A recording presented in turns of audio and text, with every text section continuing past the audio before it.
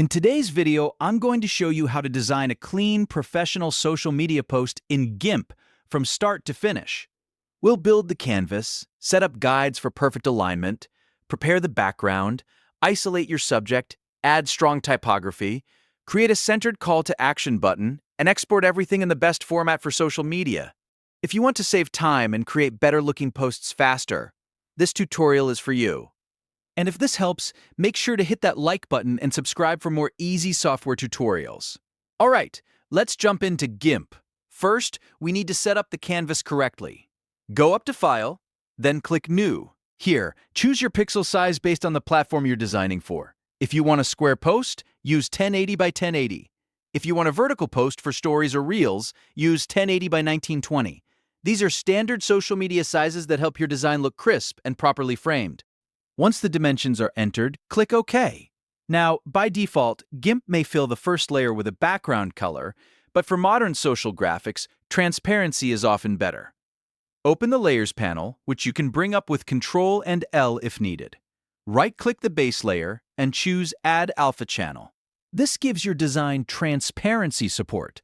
If you want to clear the background, just select the layer and press Delete. That gives you a transparent base to build on. Next, let's add guides, so everything is aligned perfectly. Go to Image, then Guides, then New Guide. Choose by %, so your guides are easy to place precisely. Add one horizontal guide at 50% and one vertical guide at 50%.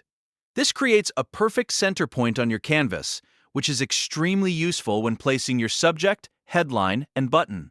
A centered visual anchor makes your design feel balanced and intentional. Now it's time to bring in your assets. When working in GIMP, the best method is File, then Open as Layers. This is important because it lets you stack photos and graphics without changing the canvas size. You can import your background image, your subject image, logos, and any other elements as separate layers. Keeping everything layered properly makes editing much easier later. Let's work on the background first. Select your background photo layer in the Layers panel. To make the subject stand out more, we can soften the background using Blur. Go to Filters, then Blur, then Gaussian Blur. A setting somewhere between 5 and 10 pixels usually works well, depending on the photo. This pushes the background back visually and helps the foreground elements stand out. It's a simple trick, but it makes a huge difference in social media design. Now let's isolate the subject. For a clean, professional post, you usually want the person or main object to separate from the background. Press B to activate the Paths tool. Use this tool to trace smooth vector curves around the subject. Take your time here, especially around the edges, hair, and any detailed areas. The Paths tool is great because it gives you more control than a rough freehand selection. Once your path is complete, convert it into an active selection. You can press Shift and V, or simply hit Enter depending on your workflow. You should now see the marching ants selection around the subject. This means the area is ready to be edited or masked. Instead of deleting the background permanently, let's do this non-destructively. Right-click the layer and choose Add Layer Mask. Then select Selection and click Add. This creates a mask from your selection, which hides the background while keeping the original image intact. That way, if you need to refine the edges later, you can do it without starting over. If you need to resize the subject, press Shift and S for the Scale tool. Click and drag the corners to resize without losing proportions. Always hold the correct modifier so your subject doesn't stretch unnaturally. A properly scaled subject helps your layout feel polished and professional. Now we can start adding typography. Press T to select the Text tool, then drag a bounding box on the canvas where you want your headline to appear. If your text behaves strangely or doesn't wrap the way you expect, go into Tool Options and change the text box from dynamic to fixed. That gives you better control over how the text flows inside the area. For a strong social media post, typography hierarchy matters a lot. Your headline should be the biggest text on the design, usually 64-point or larger, and bold. Your subheadline can be around 36-point in a regular weight. If you're adding a button or CTA, keep that text around 24-point so it stays readable without overpowering the headline. The goal is to guide the viewer's eye naturally through the post. If your text is sitting over a busy or colorful background, improve readability by adding a shadow. Highlight the text layer, then go to Filters, Light and Shadow, and choose Drop Shadow.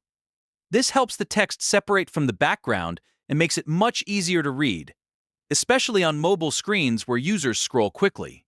Now let's make a call to action button. Create a new layer and name it Button, so your layers stay organized. Press R for the rectangle select tool.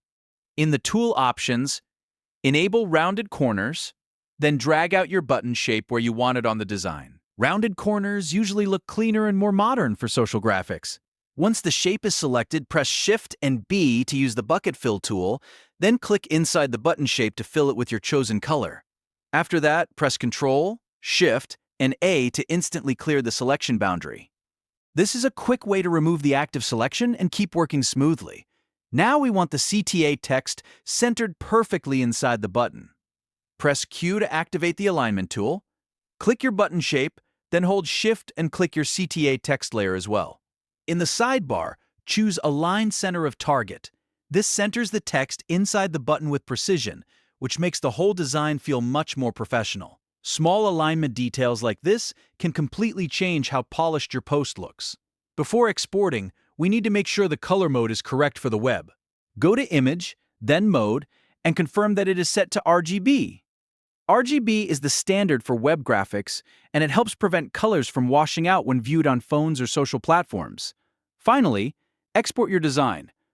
Go to File, then Export As, or use Ctrl-Shift and E. If you want maximum text clarity, type the extension manually as PNG.